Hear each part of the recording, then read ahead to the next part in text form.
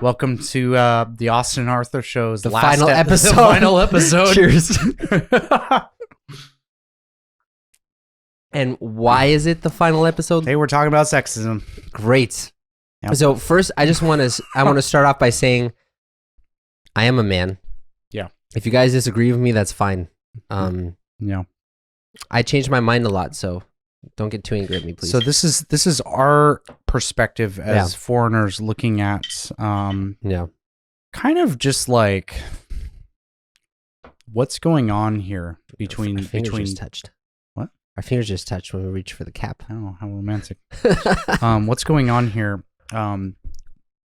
with kind of diving into like gender roles and just like how it's kind of interesting. Like Japan in some ways is like mega progressive, but in other ways it's like mega not progressive. Right. Yeah. So like one thing I wanted to say was, when I first came to Japan, like the sexism really stuck out to me a lot, and I felt like it was really like super sexist here. But then as I live here, I see it's more nuanced than that.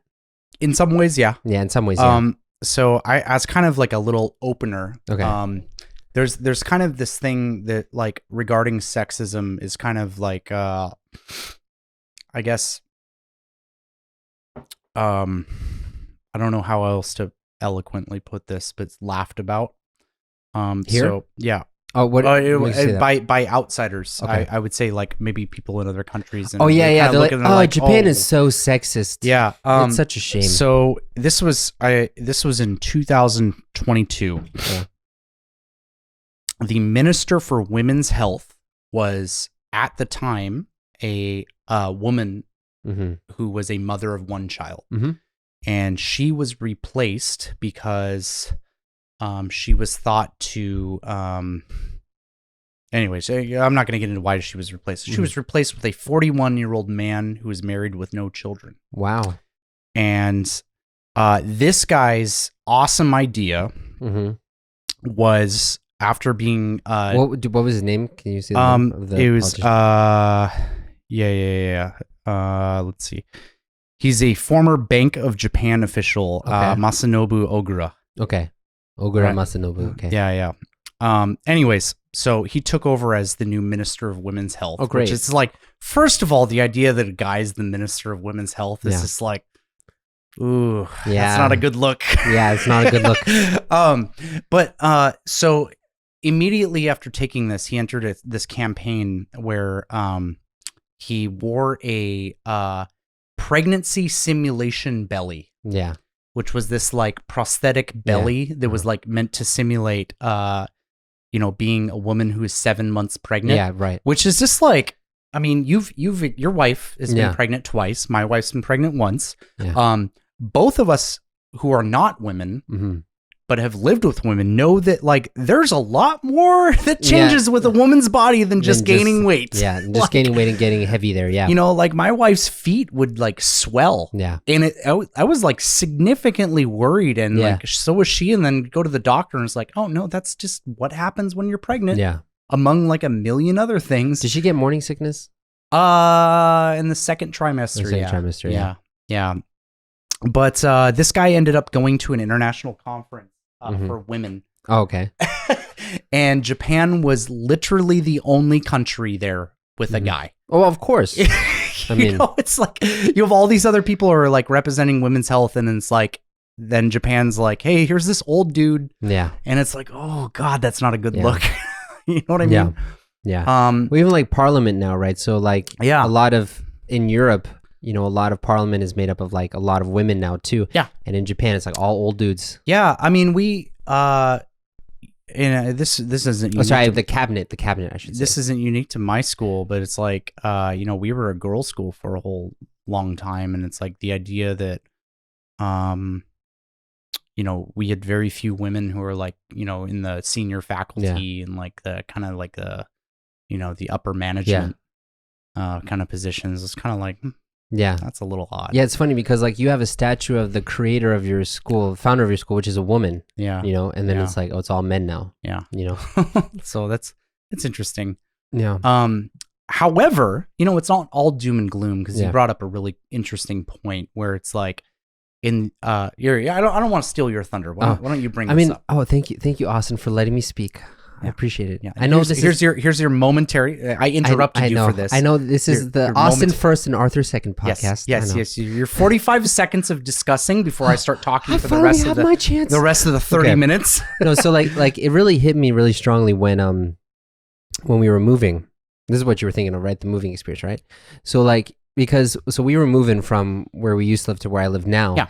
And we had a moving company. It was really great, really professional. It was great. And in the beginning, this woman comes up to, like, in the truck, it's all men and she's the only woman, right?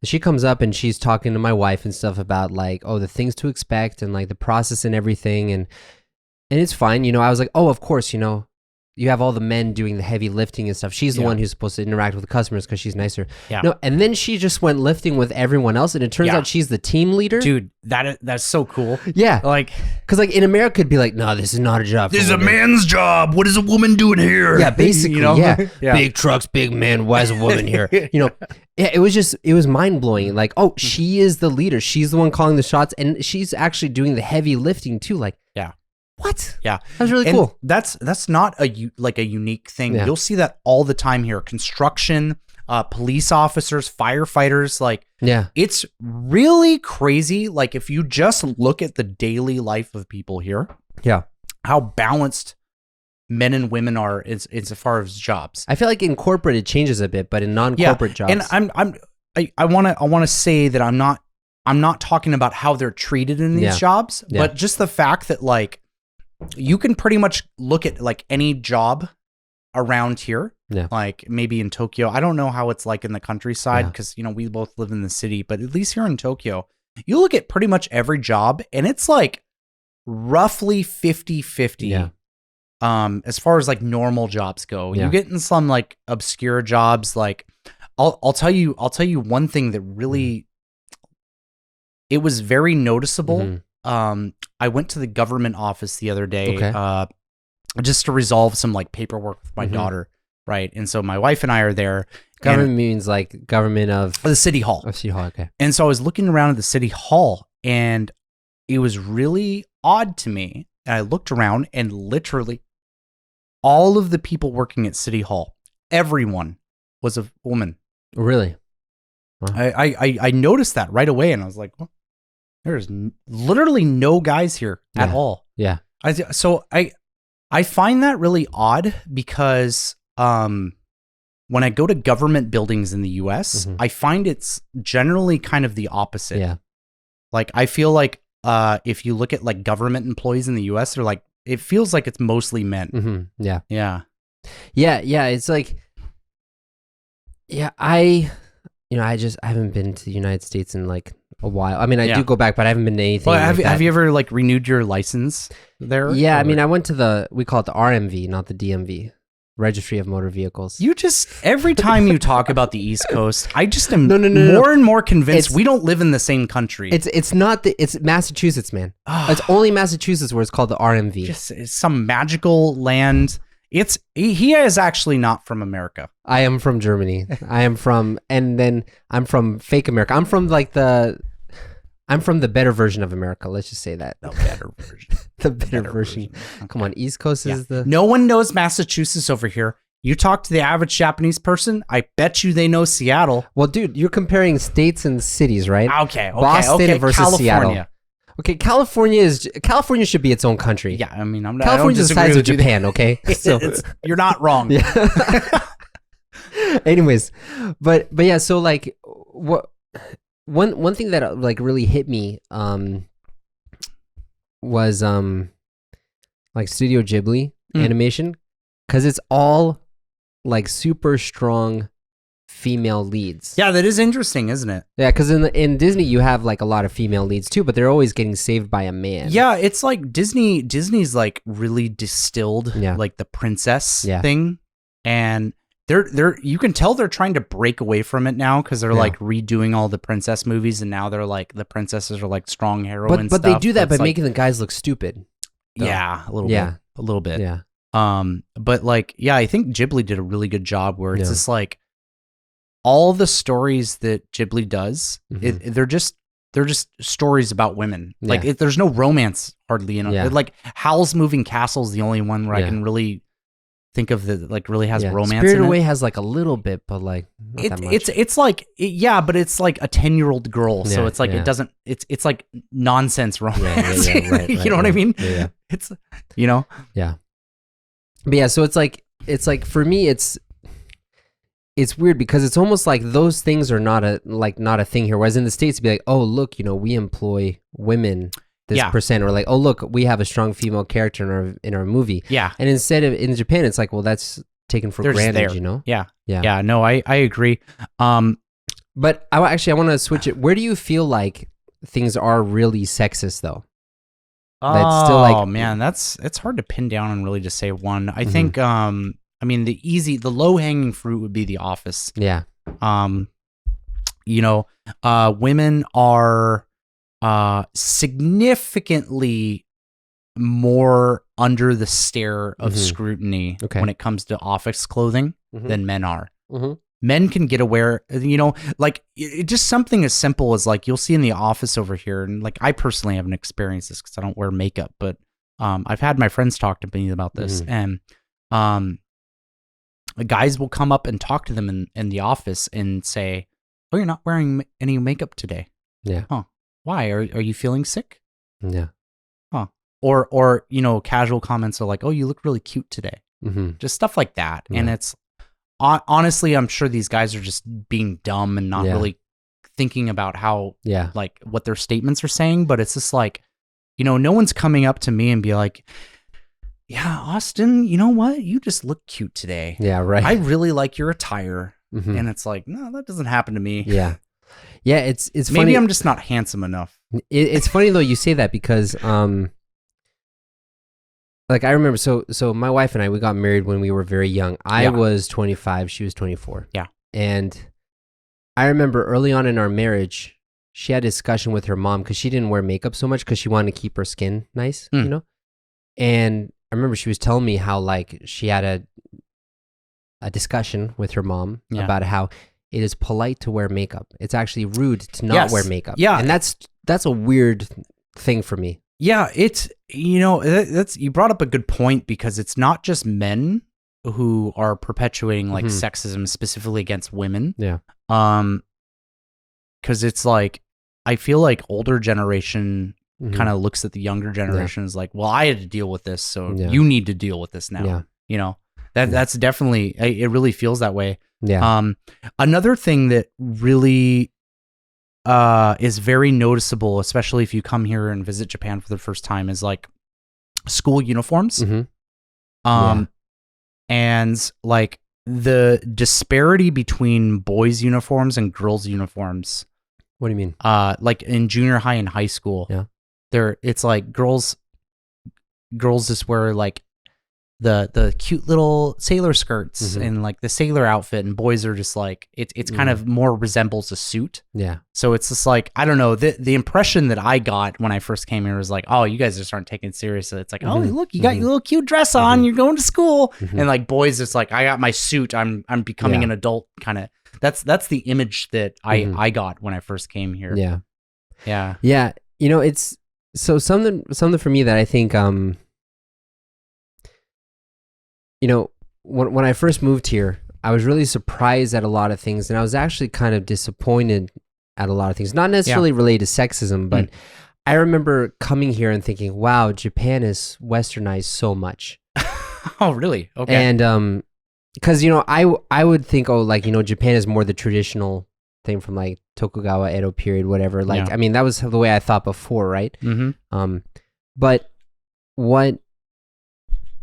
what I've seen is like so you have kind of like two levels here in a lot of things. You have the surface level, but then you have like the deeper undercurrent. And one thing that was really interesting for me, I learned about this recently, is how in Japan like the public baths are kind of disappearing in Tokyo because there's still a sufficient number. In Tokyo, there's a sufficient number of people, so they're still here. Yeah. But if you go out into the suburbs, like in Niigata, in the whole state, it's the longest state in Japan. Yeah. Prefecture in Japan. There's 5. That is depressing. Yeah. And there used to be like tons of them. Oh my God. But that's horrible. Bring back the baths. Well, it's because people live so far away and they would have to drive, and like no one's going to drive to go to a bath. Yeah. But back then, people would work in the field together. Men and women would work in the field together, and they would actually go into the baths together too. Like they didn't separate men and women. Yeah. The konyoku, like taking baths together was seen as a normal thing because you work together, you take a bath together, totally fine. Yep. And then another thing that's really interesting for me too is like men's bathrooms have no privacy. Men's public bathrooms here. Like if you're like in an izakaya street, it's like so true. It's like the doors open and they can see the urinals, and like if you turn around, they'll see you, Yeah, yeah. And it's like I remember when I first came here, I'm like, dude, girls can be walking by and they can like see guys peeing. Like, how are you okay with that? And even in the Shinkansen, right? Yeah. The Shinkansen, they have like a urinal stall which is unlocked with the glass window too. There's a glass window. You can see someone's in there, right? Yeah. And like in America, that would feel like a huge invasion of privacy, right? 100%. But it's like traditionally there wasn't like as much separation of the sexes. Yeah. Which I think carries out in like some part of consciousness. But then like you said, there's another level, like the service level, where the Minister of Women's Health is a man. Look at my prego belly. Yeah. I know, right? Yeah. What are you doing, man? Why would you wear that thing? Oh God. But that's where like this kind of thing is really confusing for me, because like I feel like in the States people are like, it must be this way. Yeah. Like if it's not this way, it's sexist. Yeah. And but but then again, I remember in Seattle, all of the Japanese teachers in my university. Is this empty? Do you want to just break out the other one? Okay. Yeah, just go get it. We had a very nice long night, everybody. Yeah, we got our podcast right after this one too. Yeah, the live one. Yeah, no, we had we did a very long, totally unrelated episode that you'll see before this. I don't think anyone's gonna watch it, but we drink a lot. I'll watch it. Yeah, thanks, man. So, but like how raspy my voice is today. It's okay. You low. sound like an old man. Oh yeah. This is just because I'm still sick. Yeah. Okay, let me see. What's this one? Homare Daiginjo, whatever. Junmai Daiginjo. Sweet. Oh, it smells good. It was very fragrant, yeah. Oh, yeah. Well, you like the Daiginjo, man, so I got this for you. Daiginjo is amazing. Yeah. It's my favorite sake. So what do you feel are the hang-ups that a lot of foreigners get when they look at Japan? They say, Japan is so sexist. It really depends on who you're talking to. I think something that's really readily apparent is the difference in who is coming to Japan. Okay. When you look at the foreigners who are typically staying here, they're men. Okay. And I think the reason for that is because, especially coming from a Western environment, I think the women, when they come here, they feel like they can't break out of their gender role. Yeah. And I think it's like, especially in America, like if you look at marriages, right? Like between a husband and wife, just like I'm gonna probably offend somebody by saying this, but like a typical marriage between a man and a woman, right? You have a dad and a mom, right? The roles between those two in the U.S., I think, in this current time, can be very fluid, right? Very Dad can do mom's job, mom can do dad's job, and it's kind of like both people are kind of working together just to kind of make a functioning house, right?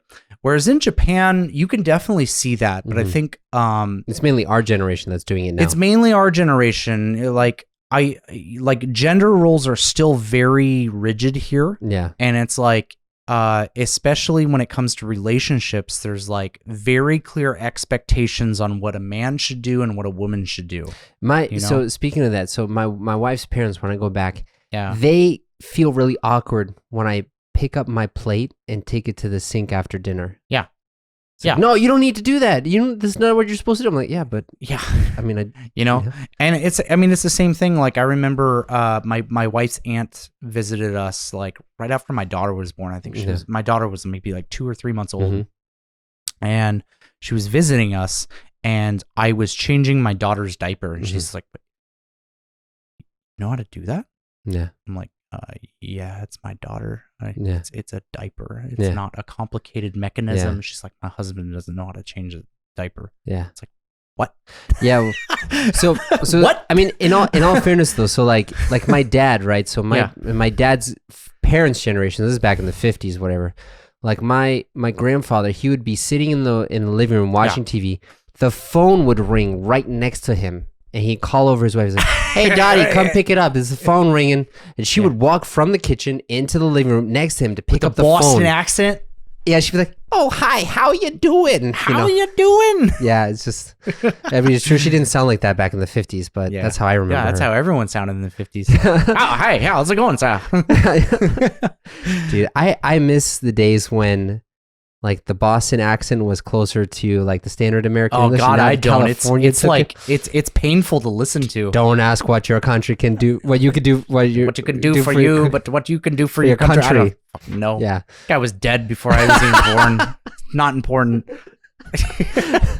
Oh, dude, that's a horrible thing to say. No. He was a president. But yeah, so gender roles, like people, like especially women coming here, they feel like they can't break out of their gender roles. Yeah. And it, not just women. I feel like it's harder to do that, or it's just as hard to do it as a guy here too, because I think there's very clear gender roles as a guy here. Yeah. However, I do think that guys are put in a more dominant position. Yeah, here. Of course. Yeah, you know what I mean. Yeah. I actually think that women have more freedom in Japan than men do. Why? I know that might be a very controversial opinion. Okay. But I think the reason for that is, before we cancel you, please tell us. So the reason why I think that is, if you look at like I said, I think the gender roles are a little bit rigid over here, and I think what's expected of a man, especially in marriage, right, is the guy is the breadwinner. Yeah. And so what you'll see is a lot of these guys wake up at 5 a.m. Mm-hmm. You know, I get up at 6 and I'm riding the train with these guys, and they get up at 5 a.m. and they go to work and they come home at like 10, you know, and that's like a very common work routine. Yeah. And to be fair, a lot of these guys do end up going out drinking and staying later. So, I mean, that's on them, but still, like, the workload and the expectation for this, it's like you still see a lot of single income families here. Yeah. And so, like, there's a lot of pressure on that guy. And it's actually a really big reason why the suicide rate's so high here. Because if you look at the suicide rates in Japan and just in the world in general, it's predominantly men. Yeah. Like, not even close. Yeah.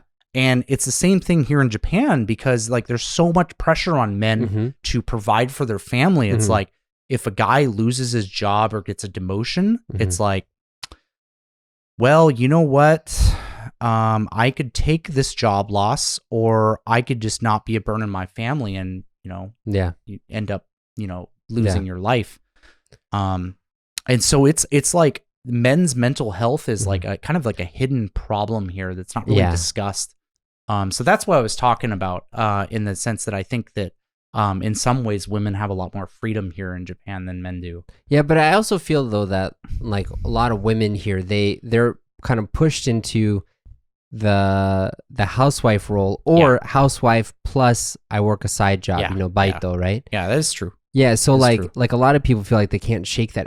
So when I was teaching here before I started UConnect and everything, I would do lessons with these really depressed housewives. They were really rich, but they would drink a bottle of wine every day. Yeah, that's true. You know? I will counter that, though. I'm not disagreeing with that. Yeah. But I will say, from my experience, the vast majority of people that I see traveling are women here in Japan. You mean traveling for fun? Traveling for pleasure, not for business. That's true, yeah. Right? And a lot of the time, not all the time, but a lot of the time, they're traveling alone. Like, it's very common here in Japan to see husband stays home and works, wife goes to Paris. Or goes to New York, or you know, goes and travels and gets to experience things. And So it's like I feel like you do see women that are stuck in the housewife gender role, but it's like at the same time they're also able to kind of experience life a little bit more. So the main point I'm trying to say, it's not this competition between who's suffering more, but the main thing I'm trying to say is like, I think at a surface level, it's really easy to look at women and go, wow, women have it bad here. Yeah. And, you know, if you look a little bit deeper, it's like, well, yeah, they do. Yeah. They do have it bad here, but not entirely. But yes, they do. But also men have it really bad here. Yeah. But also they kind of run everything here. So it's like, who's really making it bad for everybody? Yeah. You know what I mean? Yeah. So basically, work sucks and people need to not do it so much. Well, like, so I think getting rid of mandatory expected overtime is the first step to making things a lot more equal. Yeah. Because it's like, so like, you know, when we talk about these societal things, I feel like I don't have very much to contribute because the closest part of Japanese society, like communal society that I was a part of, was college. And then after that, I've never worked at a company here. I've always worked by myself, you know? Well, something I want to bring up, I'm sorry, there's a really interesting point, but please interrupt me. This is the Austin and Arthur show. The Austin and Arthur show. You gotta get that like intonation. The Austin and Arthur. It's the Austin and Arthur show. Yeah. No, I jest. But I jest, sir. But one thing that I think has been really great for women, specifically in this country, and it's kind of brought them a little bit more in line, especially in the business environment, is ironically COVID. Okay. And what do I mean by that? I'm obviously not talking about the disease itself, but that period from 2000 to 2023 brought about sweeping changes across the world as far as how people conduct business. Yeah. So like the first one was telemarketing or work from home, telework, not telemarketing. I hate telemarketing. Yeah. Telework is great. Everyone loves telework. Yeah. But telework, so working from home. So like there was all these big innovations in like a real easy one to talk about is Zoom, right? So it's all these conference call, like webcam kind of thing that allowed people to, you know, do office work from home. That and the introduction of the 4-day work week. What? Yeah. Not in Japan though, right? I just burped. I'm sorry. Yes, it is being implemented in Japan, but very slowly. Okay. So the 4-day work week is something that's really rapidly growing in the US. Europe's been doing it for a long time. Yeah. I mean, Europe's like so far ahead of like Asia and America in terms of like work-life balance. Yeah. Okay. That's going to be a whole nother podcast episode, but on the surface, yes. Okay. Yeah. On the surface, it's so far ahead and it looks great and everything's magical in Europe. Yeah. That's sarcastic, by the way. Yeah. You've never been to Europe, man. No, I'm not, but I am a big fan of the 4-day work week. Yeah, 4-day work week is nice. So a lot of American companies adopted the 4-day work week, or a 5-day work week, but one's a work from home day, right? And that has slowly been adopted by some companies here in Japan. Obviously, it'd be nice if it picked up the pace because I hate working more than 4 days. Although yeah, so but to be honest though, so I remember because I met you in the throes of COVID. I think it was like 2020 when we first met. Yeah. You didn't like doing online classes. I didn't like doing online classes, but that wasn't because I didn't. Okay. All right. Let me explain why. I think classroom settings are terrible online. I think work settings are great. Okay. Well said. Yeah. It sucks. So the reason why teaching classes online sucks is because I'm teaching teenagers. And teenagers are at home with all their stuff and I can't see what they're looking at. Yeah. So they could be playing Mario Kart, they could be watching YouTube, YouTube. U2? I mean, they could be watching U2 the band too. I mean, that's a nice band. They could be watching YouTube. They could be doing a million different things, and I wouldn't know. Yeah. And it's very noticeable the difference in education that people of all levels, like elementary to college, got during that time. Okay. And pretty much it's unanimous. Everyone would say that the education was significantly worse. Yeah. So I think education is one of those things where it's like you can't do remote work, or at least you can't do classes remotely and really have it replace things.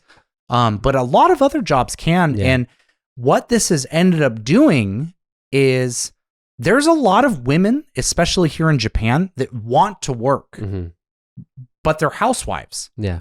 So they can't do like a 5 or 6 day work week, but they could do 3 or 4. Yeah. Right? That's something that like they have the time to do. And because of that, like the work week, the idea of the work week getting smaller, it's like all of a sudden, like you can get these women working. So it's slowly happening. Yeah. Right. And you saw it a lot during COVID. Yeah. Well, that's really good. Yeah. But speaking of that, so because your school is not a girls' school anymore, but it was when we worked there. Yeah. So like, did you guys touch upon like sexism in Japan at all, or anything like that? Like, how did that inform your interactions with them? We did. So there was a huge push for pushing women into STEM. STEM is what?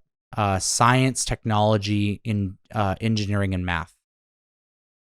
It's kind of like widely considered the important areas in college. Yeah. It's like moneymakers. Yeah, it's like the money makers. Not saying that like, things outside of STEM are not important, but like they're not viewed as important. Yeah. And that could be a problem also. I mean, I'm a liberal arts major, so it's like me too. But in all fairness, like if society was crumbling and they had to pick between like a systems engineer, they're not going to pick the English major. Yeah, yeah. You know what I mean? Yeah. I know. My degree sucks too. It's okay, man. My degree was Japanese, and I'm using that a lot now. So, but yeah, so there was a big push there, and I actually think that was a really not a great thing to do. Really? Why? Because I don't think it wasn't just my school. I've seen this push like to bring women to STEM before. Because it was on my college campus when I was in the US. And I've seen it in other schools here. And it's like, it feels very forced. It's like, oh, okay, there's 100 engineers in this class and only 3 of them are women. Okay, we need more women. Men, you're bad. Yeah. And it's just like, that's not the approach. And it's like, if I were a woman, like I don't see really anything attractive with engineering. Yeah. So I feel like just telling women they need to be engineers is like it's a waste of time. Yeah. What needs to happen is you need to approach women when they're little girls. Yeah. And when I mean that, I'm talking like 3 years old, 4 years old. Okay. Those girls need to stop being given like stuff that just shows girly stuff. Yeah. And like what I mean by that is like Barbie stuff. I'm talking about like just playing with dolls and like pretend being a mother and everything. It's like, that's important, but it's like, you look at the toys that boys are getting at that age. Like boys are getting Lego sets. Yeah. Boys are getting like all these like things that like stimulate the mind. Yeah. Right. And it's like a boy who ends up growing up and being an engineer, where do you think he got that interest from? You think he was picking that out like when he was in college and like, man, I love drawing lines and math. That's what I love. No, of course not. He was building Lego sets, right?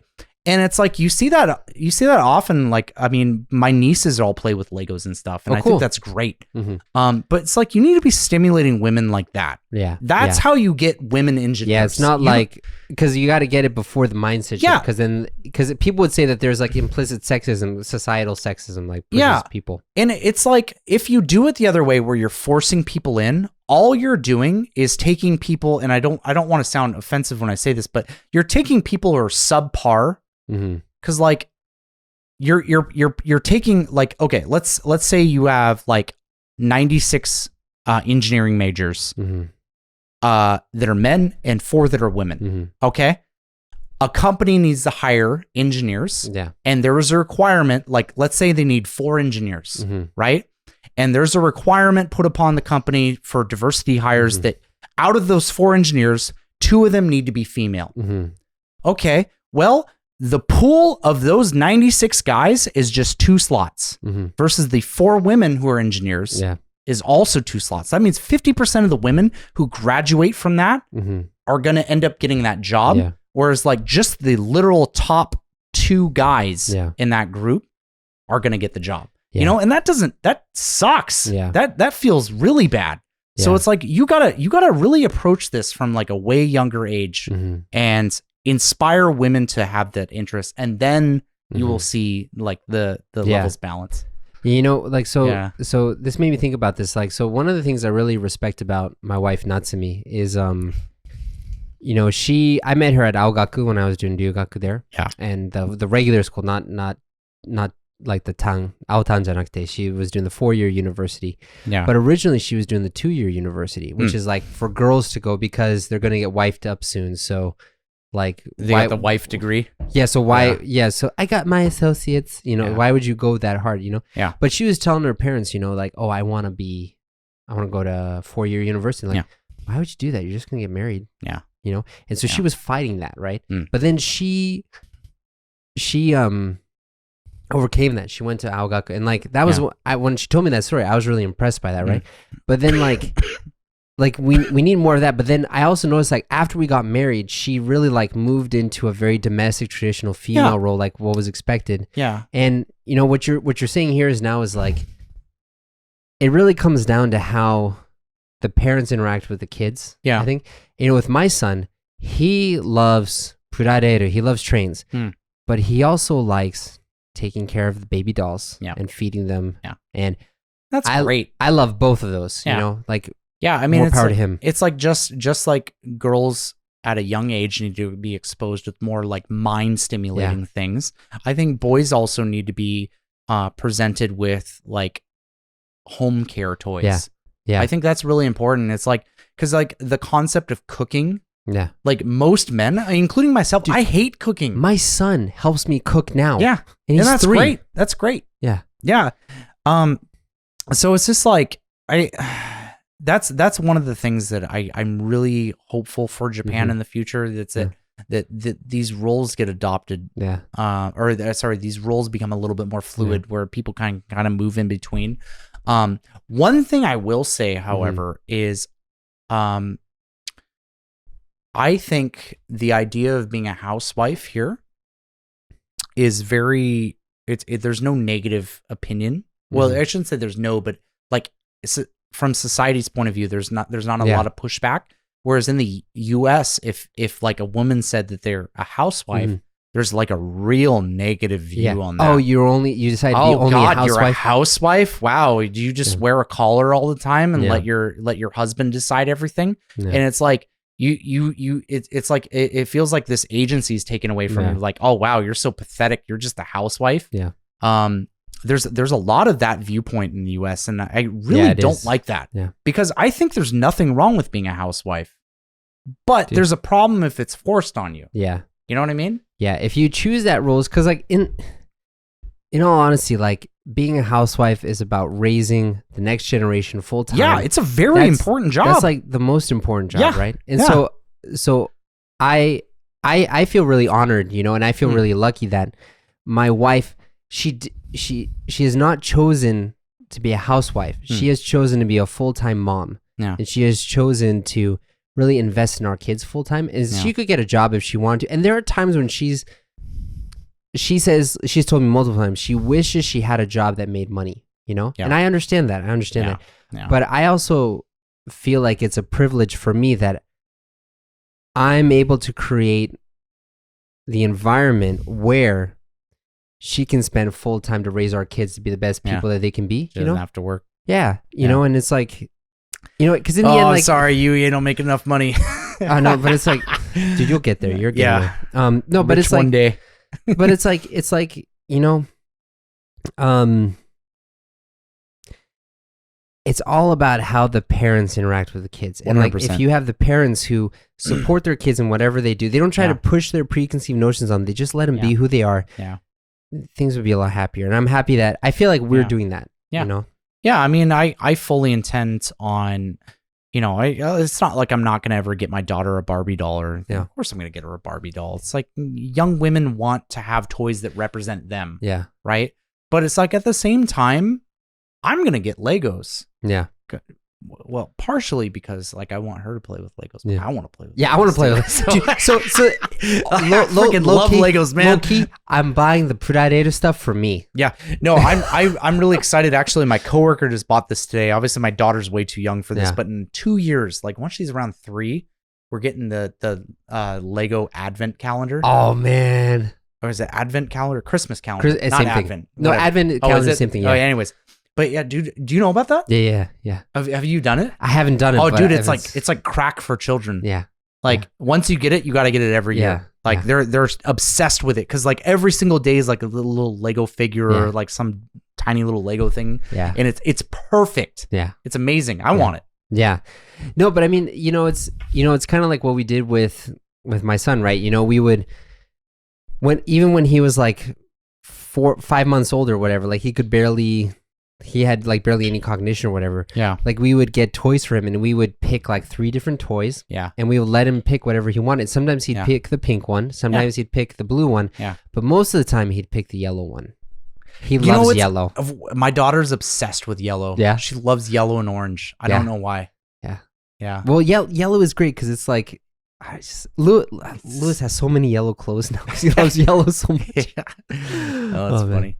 Well, I think this is a good place to end this episode. We gotta get ready for our podcast. For our live podcast. Yeah. See ya.